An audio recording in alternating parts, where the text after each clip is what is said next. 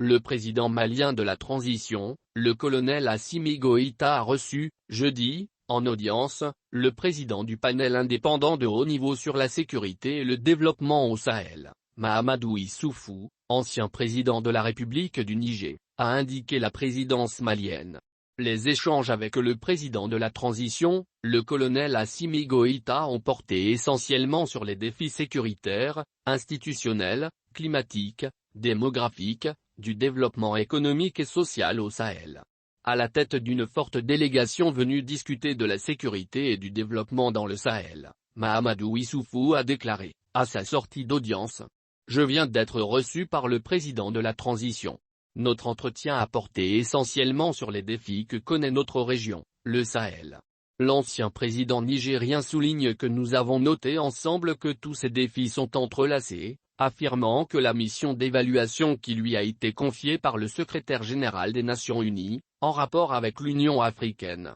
la CEDEAO, Communauté économique des États de l'Afrique de l'Ouest, et le G5 Sahel, a aussi été abordée. Cette mission d'évaluation sur la sécurité et le développement au Sahel, ne concerne non seulement le Sahel géographique, mais aussi certains pays du Sahara et du Golfe de Guinée. Selon lui, cette mission vise à évaluer les différentes stratégies qui sont mises en œuvre et qui sont en cours actuellement en vue de faire face aux différents défis déjà évoqués. Il s'agit de faire cette évaluation et de faire des propositions et des recommandations afin d'agréger les efforts de tous les acteurs, les États comme leurs partenaires, pour être plus efficaces en vue d'apporter des réponses plus pertinentes face aux défis que rencontre notre espace commun, a-t-il précisé. Pour sa part, le colonel Assimi Goïta a affirmé sur son compte Twitter: « Nous avons une convergence de vues sur le Sahel et partageons la nécessité de mutualiser les efforts sans ingérence et dans la sincérité. » Pour rappel, le Mali, tout comme le Niger,